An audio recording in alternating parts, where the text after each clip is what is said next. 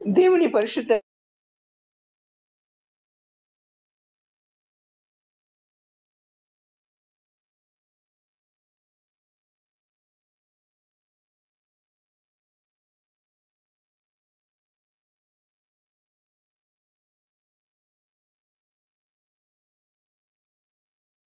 చేశారు.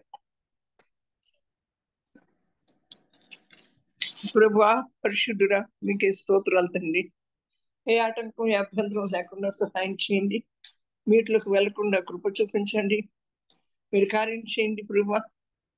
మీ గణనామానికి మేము తెచ్చుకోండి యేసయ్య. అయితే నా తండ్రి, మీకే 104 స్తోత్రాలు చెల్లిస్తున్నాను ప్రభువా. అయితే నా ప్రియమైనటువంటి వారందరూ, కాలం కొంచెంగానే ఉంది. అపాయకరమైనటువంటి దినాల్లో ఉన్నాం, దుర్దినాల్లో ఉన్నాం, అంత్యకాలంలో ఉన్నాం. అవును. అయితే ఈ అంత్యకాలంలో ఉన్నటువంటి మనం, అపాయకరమైనటువంటి కాలాల్లో ఉన్నటువంటి మనం, దుర్దినాల్లో ఉన్నటువంటి మనల్ని మనం జాగ్రత్త చేసుకోవాలి. అంతేకాకుండా ఈ కాలం విలువ, ఈ సమయం విలువ మనం తెలుసుకోవాల్సినటువంటి వరంగా ఉంటున్నాం. అయితే ఈ కాలాన్ని మనం తెలుసుకోలేకపోతే, ఈ సమయాన్ని మనం సమయం యొక్క విలువను గ్రహించలేకపోతే, మనం చేసేటువంటి భక్తిలో మనం వెనకబడిపోవటమే కాకుండా మనకు ఏది కూడా అందుబాటులో ఉండదు. అంటే నా ప్రియమైన వాళ్ళరా, మనకు కలిగింది ఏది కూడా ఆయన లేకుండా కలగలేదు కదా. ఆయన వల్లనే కలిగింది కదా. మనకు కలిగిన ప్రతిదాన్ని, ఆయన వల్ల కలిగిన ప్రతిదాన్ని కూడా మనం అనుభవిస్తూ ఏం చేస్తున్నామంటే, ఆశీర్వాదాలను వెతుకుతున్నాం కానీ దేవుణ్ణి వెతకలేకపోతున్నాం. అయితే నా వద్దకు వచ్చేవారు నేను త్రోసివేయనని సెలవిచ్చాడు కదా. నన్ను వెతుకు వారికి నేను ప్రతిఫలం దయచేస్తానని సెలవిచ్చాడు కదా. అవును. ఆయన్ని వెతికితే మనకు సమస్తము సమకూడి జరుగుతాయి. ఆయన వెతికితే అన్నీ మన వెనకొస్తాయి. ఆయన వెతికే భాగ్యం మనకు కావాలి. ఎందుకు వెతకాలి ఆయన్ని అంటే, నా ప్రియమైన వాళ్ళరా, మనలను రక్షించాడు. మనలను పాపం నుంచి, శాపం నుంచి విడిపించాడు. మన కొరకు ఆయన తన విలువైన ప్రాణాన్ని శిలువలో త్యాగం చేశాడు. మన విమోచన క్రయధనంగా పెట్టాడు. మనల్ని పాపపు ఊబిలో నుంచి లాగాడు. చావు గోతిలో నుంచి మనల్ని రక్షించాడు కాబట్టి ఆయన్ని వెతకాలి. మనం ఆయన్ని వెతకకుండా మన సమయాన్ని అంతా కూడా వ్యర్థం చేసుకుంటూ ఆయన్ని వెతికేటువంటి పనిలో మనం లేకుండా మరి కాలాన్ని కూడా మరి అంటే దుర్వినియోగం చేసుకుంటున్నాం. కనుక నా ప్రియమైన వాళ్ళరా, మనం కాలం కొంచెంగా ఉంది. ఏంటో కాలం కొంచెంగా ఉంది. మరి ఆయన త్వరగా రాబోతున్నాడు కదా. ఆయన వచ్చేటువంటి కాలం కొంచెంగా ఉంది. అయితే ఆ కాలం కొంచెంగా ఉన్నది. వచ్చేవాడు ఆలస్యం చేయకపోవచ్చును. నా ఎదుట నీతిమంతుడైన వాడు విశ్వాస మూలంగా జీవించును గాని, అతడు వెనక తీసిన ఎడల అతని యందు నా ఆత్మ సంతోషపడదు. హెబ్రీయులకు రాసిన పత్రిక 10వ అధ్యాయం, నా ప్రియమైనటువంటి వాళ్ళరా, 10వ అధ్యాయం 28వ వచనంలో చూస్తే 27 నుంచి, కాలం కొంచెంగా ఉన్నది. వచ్చేవాడు ఆలస్యం చేయకపోవచ్చును. నా ఎదుట నీతిమంతుడైన వాడు విశ్వాస మూలంగా జీవించును గాని, అతడు వెనుక తీసిన ఎడల అతని యందు నా ఆత్మకు సంతోషం ఉండదు. కాలం కొంచెంగా ఉంది. ఆయన వచ్చే కాలం, మనం ఎప్పుడు ఆయన దగ్గరికి వెళ్తామో మనకు తెలియదు. ఏ నిమిషంలో ఎక్కడ ఉంటామో, ఏం జరుగుతుందో కూడా తెలియని పరిస్థితి. ఇప్పుడు ప్రాణంతో ఉన్నటువంటి వారం రేపు ఎక్కడ ఉంటామో, ఇప్పుడు జీవంతో ఉన్నటువంటి వారం మనలో నుంచి జీవం వెళ్ళిపోతే నిర్జీవంగా ఉన్నటువంటి వారంగా ఉంటామో. కనుక మన బ్రతుకు దినాలన్నిట్లు కూడా ఆయన కృపాక్షేమాలు మన వెంట వచ్చును అని దావీదు మహారాజు చెప్పినట్లుగా, మన బ్రతుకు దినాలన్నిట్లో కూడా ఆయన కృపాక్షేమం మన వెంట రావాలి. కాలం కొంచెంగా ఉంది కనుక, కాలం కొంచెంగా ఉన్నది కనుక మనం ఏం చేయాలి? సమయం అనుక దేవుని సన్నిధిలో మనం ప్రార్థన చేయాలి. విడువక ప్రార్థన చేయాలి. పట్టు వదలక ప్రార్థన చేయాలి. నా ప్రియమైనటువంటి వాళ్ళగా, మరి ఆయన ఎప్పుడు వస్తాడో మనకు తెలియదు కదా. వచ్చేవాడు ఆలస్యం చేయక వస్తాడు అంటుంది దేవుని లేఖనం. మరి కొంతమంది అనుకుంటూ ఉంటారు, ఎప్పటి నుంచో చెప్తున్నారు దేవుని రాకడ. ఆలస్యం చేయకు వస్తాడు అని చెప్పి దేవుని లేఖనం సెలవిస్తా ఉంది. అయితే ఈ కాలాలు అనేటువంటివి మన దృష్టిలో చాలా సంవత్సరాలుగా కనపడతాయి కానీ దేవుని దృష్టిలో చాలా తక్కువగా కనపడుతుంది. మనం దానియేలు గ్రంథం చదివినప్పుడు అందులో ఆ యొక్క కాలాలు, వారాల గురించి, మరి ఆ దినాల గురించి అంతా కూడా రాయబడి ఉంటుంది. అయితే నా ప్రియమైన పార్లరా, ఆయన దృష్టిలో కాలం చాలా తక్కువే. మన దృష్టిలో ఎన్నో సంవత్సరాలు అయిపోతున్నాయి అని చెప్పి అనుకుంటూ ఉన్నాం. అలాగే మనం ఎంతకాలం బ్రతుకుతాం కూడా మనకు తెలీదు. ఇచ్చినటువంటి ఈ సమయంలో ఎవరైనా ఈ దినాల్లో మరి యవనస్తులేమి, పిల్లలేమి, వృద్ధులేమి ఎవరైనప్పటికీ కూడా నా ప్రియమైనటువంటి వాళ్ళరా, ఎవరి ఆయుష్కాలము మన చేతిలో లేదు. దేవుని చేతిలో ఉన్నది కనుక ఇచ్చిన సమయంలో మనలను మనం జాగ్రత్త పరుచుకోవాలి. మనలను మనం స్థిరపరచుకోవాలి. మనలను మనం మన చుట్టూ మన భక్తిని కాపాడుకోవాలి. ఆయన కొరకు ఎదురు చూసేటువంటి వారుగా ఉండాలి నా ప్రియమైన వాళ్ళరా. వచ్చేవాడు ఆలస్యం చేయకవచ్చును. ఆయన వాగ్దానం చేసినవాడు తప్పకుండా వస్తాడు. ఆలస్యం చేయకుండా వస్తాడు. ఎందుకని ఆలస్యం చేయకుండా వస్తాడు? ఇప్పుడు ఆలస్యం అయిపోతుందని నన్ను అనుకుంటున్నారు కదా! ఆలస్యం ఎందుకు అయిపోతా ఉంది? అందరూ అంతటా మారు మనసు పొందాలి. పరలోక రాజ్యం సమీపించినది కనుక అందరూ అంతటా మారు మనసు పొందాలి అని యేసుప్రభు కూడా చెప్తారు. యేసుప్రభు శిష్యుడైనటువంటి యోహాను కూడా మరి ప్రకటిస్తాడు. పరలోక రాజ్యం సమీపించి ఉన్నది. అందరూ అంతటా మారు మనసు పొందాలి అని. ఆలస్యం ఎందుకు చేస్తున్నాడు? ఆలస్యం చేయక వస్తాడు. ఎందుకు? మారు మనసు పొందటం కోసం. ఒక దొంగగా ఉండకూడదు. ఒక త్రాగుబోతుగా ఉండకూడదు. ఒక వ్యభిచారిగా ఉండకూడదు.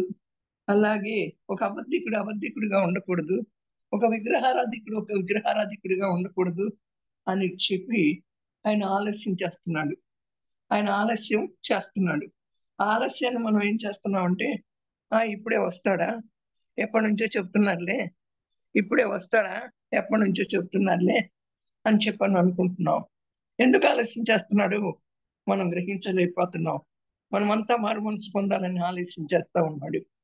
మనమంతా కూడా పరిశుద్ధతలో, పవిత్రతలో నడిపింపబడాలని, మన పరిశుద్ధత కలిగి, పవిత్రత కలిగి జీవించాలని ఆయన ఆలస్యం చేస్తున్నాడు. అవును నా ప్రియమైనటువంటి వాళ్ళరా, ఆయన ఆలస్యానికి కారణం ఏంటి అంటే అది చెప్పాను కదా, మనలో పరిశుద్ధత, పవిత్రత అనేది కనపడాలి. ఆయన రాజ్యంలో మనం నివాసం చేయాలంటే మనం పరిశుద్ధపరచబడకపోతే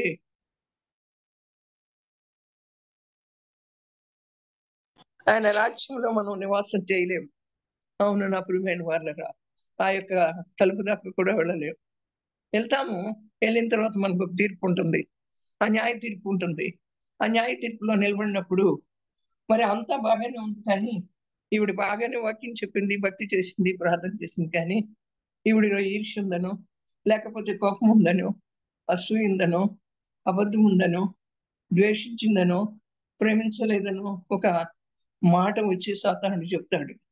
చెప్పినప్పుడు ఆ సాతానుడు ఏం చేస్తాడు? తీసుకుపోయి మనల్ని అగ్నిగుండంలో పడవేస్తాడు నా ప్రియమైనటువంటి వాళ్ళరా. నా ప్రియమైనటువంటి వాళ్ళరా, అగ్నిగుండంలో పడవేస్తాడు. కనుక మనం మనల్ని మనం ఇక్కడ ఉండగానే సరి చేసుకోవాలి.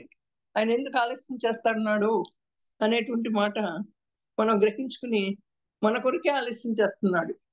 మన కొరకే ఆలస్యం చేస్తున్నాడు కనుక మనం ఇక్కడ ఉండగానే మనం సరి చేసుకోవాలి కానీ మనం దేవుని రాజ్యంలోకి వెళ్ళిన తర్వాత మనం సరి చేసుకోవటం అనేటువంటిది మనకు కుదరదు నా ప్రియమైన వాళ్ళరా. ఇంకెక్కడ ఉంటుందో మనం సరి చేసుకునే జీవితం? మనం సరి చేసుకునేటువంటి జీవితం ఇంకెక్కడ కనపడదు. అవును నా ప్రియమైనటువంటి వాళ్ళరా. కనుక మనం ఇక్కడే మరి మనల్ని మనం సరి చేసుకోవాల్సినటువంటి వరంగా ఉంటున్నాం. అయితే అంటాడు, నా ఎదుట నీతిమంతుడైన వాడు విశ్వాస మూలంగా జీవించును. ఆయన ఎదుట నీతిమంతుడైనటువంటి వాడు విశ్వాస మూలంగా జీవిస్తాడంట. అవును, విశ్వాసం మూలంగా జీవించేటువంటి వారు ఎవరు? నీతిమంతులైనటువంటి వారు. విశ్వాసం అంటే ఏంటి? విశ్వాసం అనేది నిరీక్షించబడి వాటి యొక్క నిజ స్వరూపమై ఉన్నది.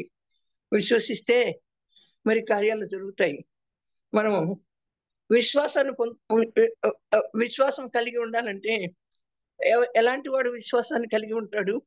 నీతిమంతుడైనటువంటి వాడు విశ్వాసాన్ని కలిగి ఉంటాడు. ఈరోజు చేసిన దేవుడే, చేయకపోయిన దేవుడే. నా ఆత్మకు మోక్షం కావాలి, నా ఆత్మ మోక్ష రాజ్యంలో ఉండాలి, నా ఆత్మ పరలోక రాజ్యంలో ఉండాలి అని కోరుకునేటువంటి వారు ఎంతమంది ఉంటున్నాం? దేవుని దగ్గరికి వచ్చిన తరువాత అడుగు ప్రతివానికి కూడా ఫలం దయచేస్తాడని అని దేవుని లేఖనం సెలవిస్తూ ఉంటుండగా మనం ఏం అడుగుతున్నాం? అడుగు వాటికంటే, ఊహించే వాటికంటే అత్యధికంగా ఇచ్చే దేవుడు కదా అని చెప్పి ఈ భూలోకంలో చాలా వాటి కోసం తాపత్రయపడుతున్నాం. కానీ విశ్వాస మూలంగా, నీతిమంతుడు విశ్వాస మూలంగా జీవిస్తాడు అంటున్నాడు. మనం ఇక్కడ ఎంతో మంది నీతిమంతులను చూస్తాం. ఎంతో మంది దేవుని యొక్క గ్రంథంలో ఎంతో మంది నీతిమంతులను చూస్తాం. వారంతా కూడా విశ్వాస మూలంగానే జీవించారు నా ప్రియమైన వాళ్ళరా. అవును, హేబేలు కయీను కంటే శ్రేష్టమైన బలి అర్పణ అర్పించాడు విశ్వాస మూలంగా. అందుకని హేబేలు యొక్క బలి అర్పణ దేవునికి ఇష్టమైంది. కయీను యొక్క బలి అర్పణని మరి దేవుడు అంగీకరించలేదు. దేవుడు అంగీకరించలేదని చెప్పి కయీను తన ముఖాన్ని చిన్నబుచ్చుకున్నాడు. అలాగే నా ప్రియమైన వాళ్ళరా, రాహాబును వేశ్య విశ్వాసమును బట్టి వేగులు వారిని చేర్చుకుంది. అలాగే ఆమె వేశ్య, కానీ మనం విశ్వాసాన్ని బట్టి బ్రతకట్లా, మనం విశ్వాసాన్ని బట్టి జీవించట్లా. అబ్రహాము విశ్వాసాన్ని బట్టి నీతిమంతుడిగా తీర్చబడి అనేక జనాలకు తండ్రిగా, విశ్వాసులకు తండ్రిగా ఎంచబడ్డాడు. మరి ఆనాడు షడ్రక్ మేషక్ అబేద్నెగోలు కూడా అగ్నిగుండంలో పడవేయబడినప్పుడు మా దేవుడు సమర్థవంతుడు, మా దేవుడు మమ్మల్ని కాపాడుతాడు, కాపాడినా మాకు ఇష్టమే, కాపాడకపోయినా మాకు ఇష్టమే అని చెప్పారు. వారు ఆ ప్రతిమకు మొక్కల. అది ఏంటి? విశ్వాసం. అది ఏంటి? విశ్వాసం. అట్టి నీతిని వారు కలిగి ఉన్నారు కనుక, మరి ఆ విశ్వాసం మూలంగా అగ్నిగుండంలోకి వెళ్ళారు కనుక దేవుడు ఏం చేశాడు అంటే 4వ వ్యక్తిని పంపించి వారిని అగ్నిగుండం నుంచి తప్పించాడు. వారి బట్టలు కాలలేదు, వారి చెప్పులు కూడా, ఎంట్రుకలు కూడా కాలలేదు నా ప్రియమైనటువంటి వాళ్ళరా. అటు విశ్వాసం వల్ల ఉందా? నీతిమంతుడైనటువంటి వాడు విశ్వాసం మూలంగా జీవిస్తాడు అంటున్నాడు. అవును, మరి మనకి ఒక పూటకి ఏదైనా శ్రమ వస్తేనే, సమస్య వస్తేనే విశ్వాసం ఉండదు. దేవుడు చేస్తానని వాగ్దానం ఇచ్చినా కూడా ధైర్యం ఉండదు. చేస్తానన్న దేవుడు తప్పకుండా చేస్తాడు కదా. వాగ్దానం చేసిన దేవుడు నమ్మదగిన వాడు కదా అంటాను కదా. మరి వాగ్దానం చేసిన దేవుడు నమ్మదగిన వాడు, ఆయన నరుడు కాదు కదా. యథార్థవంతుడు, సత్యదేవుడు, కీర్తనీయుడైనటువంటి దేవుడు. అట్టి దేవుని యొక్క వాగ్దానం ఉందే మనకు నమ్మిక ఉండదు. మరి దేవుని యొక్క వాగ్దానం ఉందే మనకు విశ్వాసం ఉండదు. అబ్రహాం శారాలను చూసినప్పుడు నా ప్రియమైన వాళ్ళరా, మరి వారి ఋతుస్రావం ఉడిగిపోయింది, 100 సంవత్సరాలు వచ్చినాయి మరి అబ్రహాంకి. అయితే నీ కవిగిటి కుమారుడు ఉంటాడు అని చెప్పినప్పుడు శారా నవ్వింది. ఎందుకు నవ్వుతున్నావు అని చెప్పి అంటాడు. మృతతుల్యమైనటువంటి గర్భాన్ని దేవుడు దానిలోకి జీవాన్ని పంపించి ఆమెకి బిడ్డను కలుగ చేశాడు. అలాగే మనం కూడా విశ్వాసంతో చూడాలి దేవుని వైపు. ఆ వాగ్దానం చేసినటువంటి దేవుడు మన జీవితంలో దాన్ని కొనసాగిస్తాడు. ఆ వాగ్దానాన్ని మనం స్వతంత్రించుకునే ముందు ఎన్నో ఎగుడు దిగుళ్ళు వస్తాయి, ఎన్నో ఎత్తుపొలాలు వస్తాయి, ఎన్నో కష్ట నష్టాలు వస్తాయి. వీటన్నిటిని కూడా దాటుకుంటూ ఊరికే వచ్చేది వాగ్దానం అప్పటికప్పుడు నెరవేర్చబడదు. మనలో విశ్వాసం ఉండాలి, మనలో దేన్నైనా తట్టుకోవటానికి కలిగిన శక్తి ఉండాలి. అప్పుడు దేవుడు తన వాగ్దానాన్ని మరి నెరవేరుస్తాడు. మనం నీతిమంతులంగా ఉండాలి. నీతిమంతులము అంటే ఆయన మాట చొప్పున నడవాలి, ఆయన మాటకు లోబడాలి, ఆయన నీతిని రాజ్యాన్ని వెతకాలి. ఆయన నీతి అయి ఉన్నాడు కనుక అట్టి నీతిని మనం కూడా వస్త్రం వలె ధరించుకోవాలి. నీతి వస్త్రాన్ని ధరింపచేస్తాను అంటాడు కదా. వస్త్రాల్లో ఆ నీతిని వస్త్రంగా మనం ధరించుకోవాలి. ఆ నీతిని మనం ఎల్లప్పుడూ కూడా మన జీవితంలో కాపాడుకుంటూ ముందుకు వెళ్ళాలి. ఆయన ఎలా నీతి అయి ఉన్నాడు, మనం కూడా అలా నీతి అయి ఉండాలి. ఎలా అంటే ఆయన సిలువ వేసినప్పుడు ఆయన ఏమంటాడు? వీరేం చేయుచున్నారు, వీరు ఎరగరు ప్రభువా, వీరిని క్షమించు అంటున్నాడు. అట్టి నీతి మన దగ్గర ఉందా? అట్టి నీతి మన దగ్గర ఎక్కడా లేదు. ఒక మాట అంటే ఎంతోగానో బాధపడతాం. ఒక మాట అంటే మనం తట్టుకోలేము, సహించుకోలేము. మనకు అసలు ఓపిక, సహనం అనేటువంటిది ఉండదు. అటు నీతి కలిగి ఉన్నటువంటి వారు మరి విశ్వాస మూలంగా జీవిస్తారు. ఏది ఏమైనప్పటికీ కూడా ఆ నీతి మనలో విశ్వాసాన్ని అభివృద్ధి చేస్తుంది, మనలో విశ్వాసాన్ని స్థిరపరుస్తుంది, మనలో విశ్వాసాన్ని బలపరుస్తుంది. ఇప్పుడు నాకే వాగ్దానం చేశాడు అనుకోండి దేవుడు, అమ్మ నిన్ను ఇలాగ నిలబెడతాను అని చెప్పి ఒకవేళ నాతో మాట్లాడాడు. మాట్లాడిన దేవుడు చేయడా? చేస్తాడు. ఎప్పుడు చేస్తాడు? నేను నీతిగా జీవిస్తూ ఆ యొక్క వాగ్దానం వైపు చూసినట్లయితే, విశ్వాసం మూలంగా మరి జీవించే వారం అయినట్టయితే ఆ వాగ్దానం నెరవేర్చబడుతుంది. అబ్రహాంతో ఏం చెప్పాడు? నీ సంతానం ఇస్రాయేలులంత విస్తారం అవుతాయి, ఆకాశ నక్షత్రాల వలె మరి నువ్వు లెక్కించలేనంత సంతానం. ఇప్పుడు మనమందరము అబ్రహాం సంతానమే. అవును నా ప్రియమైనటువంటి వాళ్ళరా, మరి ఇప్పుడు ఎవరిని లెక్కిస్తారు? ఎవరిని లెక్కించలేరు కదా. ఆనాడు బిడ్డలు పుడతారంటే నవ్వారు. మరి కానీ మరి ఆ వాగ్దానం చేసినట్టుగా ఆ విశ్వాసం నుంచి ఆ విశ్వాసం పొందుకున్నారు. కానీ ఆయన ద్వారా వచ్చేటువంటి సంతానం విశ్వాసులకు తండ్రి అని పిలువబడ్డాడు. అది ఆయనకి ఇచ్చినటువంటి దేవుడు ఆ వాగ్దాన ఫలం. అట్లాగే మనకి ఇచ్చినటువంటి వాగ్దానాన్ని మనం నమ్మితే, విశ్వసిస్తే ఆ వాగ్దాన ఫలాన్ని కూడా మనం మరి అనుభవిస్తాం. ఎప్పుడు కూడా నీతిమంతుల ప్రార్థన ఎప్పుడు కూడా మరి ఆలకించక అంగీకరించక ఉండడు. నీతిమంతుల గృహంలో రక్షణ సంగీత సునాదాలు ఎల్లప్పుడూ వినపడాలని దేవుని యొక్క లేఖనం సెలవిస్తా ఉంది. నా ప్రియమైనటువంటి వాళ్ళరా, ఆయన ఎప్పుడు వస్తాడో తెలీదు. ఆయన ఎప్పుడు వస్తాడో మనకు తెలీదు. ఆయన చెప్తాడు కదా, నా రాక నాకే తెలియదు, తండ్రికి మాత్రం తెలుసు అంటాడు. ఎలా దొంగ వలే వస్తానంటాడు. అవును నా ప్రియమైన వాళ్ళరా, మనకు ఒక అతిథి చెప్పి వస్తే మనం ఏం చేస్తామంటే మన ఇల్లంతా కూడా శుభ్రంగా పెట్టుకుని అతిథి కోసం ఎదురు చూస్తాం. కానీ ఆయన చెప్పిరాడు. ఆయన చెప్పిరాడు. నీ దొంగ వలె వస్తానని చెప్తున్నాడు. ఏ జామున వస్తానో తెలీదు, ఏ గడిగిన వస్తానో తెలీదు అని దేవుని యొక్క లేఖనం సెలవిస్తా ఉంది. అందుకనే మనల్ని ఏమంటున్నాడంటే, కాలం బహు కొంచెంగా ఉంది, కాలం కనుక ఆ కాలాన్ని మనం సద్వినియోగం చేసుకోవాలి. మనల్ని మనం పరిశుద్ధపరచుకుని పవిత్రపరచుకుని ఆయన రాకడ కొరకు మనం ఎదురు చూడాలి. ఆయన రాకడ కొరకు మనల్ని మనం సిద్ధపరచుకోవాలి అని దేవుని యొక్క లేఖనం మనతో మాట్లాడుతూ ఉంది. అయితే నా ప్రియమైన వాళ్ళరా, ఈ దినాన మనం ఏం చేస్తున్నాం, మనం ఎలా బ్రతుకుతున్నాం? నేను మీకు ఒక మాట చెప్తాను. నేను అబ్రహం పాస్టర్ గారిని వెళ్ళి మా ఇంటికి రాయ్యా అని అడిగాను. మీకు అది చెప్తున్నాను, ఉపమానంగా చెప్తున్నా. మా ఇంటికి రాయ్యా అని అడిగినప్పుడు వస్తాను తప్పకుండా అన్నారు. మీరు వచ్చే ముందు నాకు ఒక మాట చెప్పు, ముందు రోజు చెప్పు అన్నా. చెప్తాను అన్నారు. కానీ ఆయనను ముందు రోజు చెప్పమని నేను అడిగాను. నాకేం చూపించాడు దేవుడు? 2 రోజుల తర్వాత వచ్చేసారు పాస్టర్ గారు. పెద్ద బూరధ్వనితో, పెద్ద వెలుగుతో మా ఇంటికి వచ్చేసారు. అదేంటి సుజాత, చెప్పి రమ్మంటే ఆయన చెప్పను కూడా చెప్పలేదేంటి, చెప్పకుండా వచ్చేసారేంటి? మన ఇల్లు ఇంకా శుభ్రం చేయాల్సింది ఉంది కదా, ఆ భోజనం టేబుల్ దగ్గర ఇంకా మురికి ఉంది, ఆ మురికిని మనం శుభ్రం చేయాలి కదా. ఆయన వచ్చేసాడు సుజాత, మరి ఆయనకి పెట్టడానికి మన దగ్గర ఏమున్నాయి అని అడుగుతున్నా. చూడండి, రేపు దేవుడు కూడా అలాగే వస్తాడు, మనతో చెప్పి రాడు. ఆయన రాకడ కూడా అలాగే ఉంటుంది. నేను చెప్పి రమ్మని పాస్టర్ గారిని అడిగాను. అలాగే చెప్పి వస్తాలే అన్నాడు. కానీ నాకేం చూపించాడు దేవుడు అంటే, నేను వస్తే ఇలా ఉంటుంది, నేను చెప్పకుండా వస్తాను. మనం ఆయన చెప్పి వచ్చాడనుకో, మా అబ్రహం పాస్టర్ గారు చెప్పి వచ్చారనుకోండి, ఇల్లంతా శుభ్రం చేస్తాను, అని సిద్ధపరిచి అక్కడ పెడతాను. ఆయనకి కావాల్సినటువంటి ఆహారాన్ని, అవి ఏమో భోజనమో లేకపోతే స్నాక్స్ ఏయో ఒకటి సిద్ధపరుస్తాను. అందుకని చెప్పి రమ్మని అడిగాను. దేవుడు మనకి చెప్పి రాడమ్మా, మనకు చెప్పి రాడు. కనుక కాలం బహు కొంచెంగా ఉంది. వచ్చేవాడు ఆలస్యం చేయకుండా వస్తాడు. మనం ఆలస్యం అని ఎంచుకుని మనం నిర్లక్ష్యం చేసే వారంగా ఉంటున్నాం. మన భక్తిని కాపాడుకోలేకపోతున్నాం. కనుక అట్టి భక్తిని మనం చేయొద్దు, కానీ నీతిమంతులమై విశ్వాస మూలంగా జీవిద్దాం. ఆ నీతిని మనం కాపాడుకుందాం.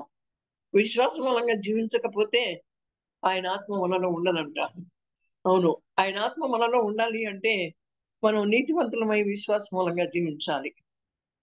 రేపు అంటే చూడలేనటువంటి దాన్ని చూస్తాం. విశ్వాసము అంటే నిరీక్షణ లేనటువంటి జీవితానికి నిరీక్షణ కలుగుతుంది. నా ప్రియమైనటువంటి వలన దేవుడు ఒక వాగ్దానం చేశాడు, నీకు ఒక ఉద్యోగం ఇవ్వబోతున్నాను రేపు అంటాడు. లేకపోతే కొద్ది రోజులు ఇస్తాను అని చెప్పాడు అనుకో, నీతో కనపడి దాని ఎందుకు విశ్వాసం ఉంచు. నీకు వివాహం అవుతుందని చెప్పాడు అనుకో, దాని ఎందుకు విశ్వాసం ఉంచు. నీకు ఒక బిడ్డలు పుడతారని చెప్పాడు అనుకో, దాని ఎందుకు విశ్వాసం ఉంచు. ఇంకా పుట్టలేదే, ఇంకా ఎప్పుడు పుడతారు, ఇంకా ఎప్పుడు ఉద్యోగం వస్తుంది, ఇంకా ఎప్పుడు వివాహం అవుతుంది, ఇంకా ఎప్పుడు నా అప్పులు తీరుతాయి అని ఇలా విశ్వాసం లేకుండా మనం బ్రతకూడదు. అందుకని హెబ్రీ పత్రిక 11వ అధ్యాయంలో అంటాడు, విశ్వాసము వీరు లేక పట్టిక జాబితా అక్కడ రాయబడి ఉంది. అవును, అందుకనే 12వ అధ్యాయంలో అంటాడు, ఎంత గొప్ప సాక్షి సమూహం వలను మేఘం వలె ఆవరించి ఉన్నది, వారే మనకు సాక్షులు. వారిని గురించి మనం తెలుసుకున్నప్పుడు వారు ఎలా విశ్వాస మూలంగా జీవించారు, వారు నీతిమంతులై విశ్వాస మూలంగా ఎలా జీవించారు, వారిలో దేవుని యొక్క ఆత్మ ఎలా పనిచేసిందో అనేటువంటిది మనకి అర్థమవుతుంది నా ప్రియమైనటువంటి వాళ్ళరా. అయితే మరి మనం కనుక మరి విశ్వాస మూలంగా జీవిస్తారు, కానీ మనం విశ్వాసం లేకుండా వెనక్కి తీస్తే అతని యందు నా ఆత్మ సంతోషించదు. మనం విశ్వాసం లేకుండా ప్రభువా ప్రభువా అంట మన విశ్వాసాన్ని ఎక్కడో పెట్టి పెదవులతో ప్రార్థన చేస్తే దేవుడు అంటాడు కదా, మునుపు దూరస్తులు ఇప్పుడు నాకు సమీపస్తులు మీరు. మనం సమీపస్తులుగా ఉన్నప్పుడు కూడా మనం విశ్వాస మూలంగా జీవించకుండా పెదవులతో ప్రార్థన చేస్తే ఆయన ఆత్మ మనలో సంతోషించదు. ఆయన ఆత్మ మనలో సంతోషించాలి అంటే మనం నమ్మి విశ్వసించాలి నా ప్రియమైనటువంటి వాళ్ళరా. ఆయన మాటకి లోబడాలి. నీతిమంతులు విశ్వాస మూలంగా జీవిస్తారని చెప్తున్నాడు. అవును, నీతిమంతులు ఎప్పుడు కూడా విశ్వాస మూలంగానే జీవిస్తారు. అది కనుక అట్టి విశ్వాసం మనం కాపాడుకోవాలి కదా. ఇక కాలం బొక్కు కొంచెంగానే ఉంది. కాలం ఎలా ఉంది? బొక్కు కొంచెంగానే ఉంది. ఎప్పుడో ఏదోలే జరుగుద్దిలే. మనకు బ్రతికిచ్చాడు కాబట్టి ఈ కరోనా టైంలో ఎంతో మంది వెళ్ళిపోయారు. 4 సంవత్సరాలు గొప్ప గొప్ప దైవజనులు వెళ్ళిపోయారు. అలాగే గొప్ప గొప్ప జ్ఞానం కలిగినటువంటి వారు వెళ్ళిపోయారు. కానీ మనకి ఇంకా సమయం ఇచ్చాడు దేవుడు. ఈ సమయం కాలం కొంచెంగా ఉందని ఎరిగి సమయం అనక సమయం అనక మనం అంచె దినాల్లో ఉన్నామని, అంచె దినాల్లో అపాయకరమైన కాలాలు వచ్చినాయని ఇప్పుడు చూస్తానే ఉన్నాం. అపాయకరమైనటువంటి కాలాలు ఎన్ని జరుగుతూ ఉన్నాయో వీటిని చూసినప్పుడు కూడా మనకు కొంచెం కూడా భయం అనేటువంటిది లేకపోతే ఏ భయం ఉండాలి? దేవుని భయం ఉండాలి. వచ్చేవాడు ఆలస్యం చేయకుండా వస్తాడు. ఆయన రాబోతున్నాడు. ఎందుకు ఆలస్యం చేస్తున్నాడు? అందరూ అంతటా మారు మనసు పొందాలి. ఈ యొక్క సర్వలోక రక్షణ కొరకే ఆయన వచ్చాడు. ఏ ఒక్కరిని కూడా వదిలిపెట్టాడు ఆయన. ప్రపంచంలో ఉన్న సకల జనుల రక్షణ కొరకే, ఆ సకల మానవాళి రక్షణ కొరకే ఆయన పరలోకా నుంచి ఈ భూలోకానికి వచ్చాడు నా ప్రియమైన వాళ్ళరా. కనుక అందుకే ఆయన ఆలస్యం చేస్తున్నాడు. ఆయన మన పట్ల దీర్ఘశాంతాన్ని వహిస్తున్నాడు. ఎందుకు దీర్ఘశాంతాన్ని వహిస్తున్నాడు? ఇంకా కూడా నా బిడ్డలు నన్ను తెలుసుకుంటారు, వారి యొక్క మారు మనసు పొందుతారు అని చెప్పి ఆయన ఆలస్యం చేస్తున్నాడు. కనుక మనం నీతిమంతులమై మరి విశ్వాస మూలంగా జీవిస్తూ ఉంటే ఆయన ఆత్మ మనలో ఉంటుంది. ఆయన ఆత్మ మనలో సంతోషిస్తుంది. కనుక అట్టి జీవితాన్ని మనం జీవించాలని దేవుడు కోరుకుంటూ, ఈ వాక్యం ద్వారా దేవుడు నీతో నాతో మాట్లాడినందుకు దేవుడికి ఏమి ఇచ్చి మనం రుణం తీర్చుకోలేము. రక్షణ పాత్రను చేతబట్టుకుని కృతజ్ఞతాస్తుతులు చెల్లించవలసిన వారంగా ఉంటున్నాం. దేవుడి ఈ వాక్యాన్ని మనందరి వెంటిలో దీవించి ఆశీర్వదించి బలవర్ధం చేయండి. ఆమేన్, ఆమేన్, ఆమేన్.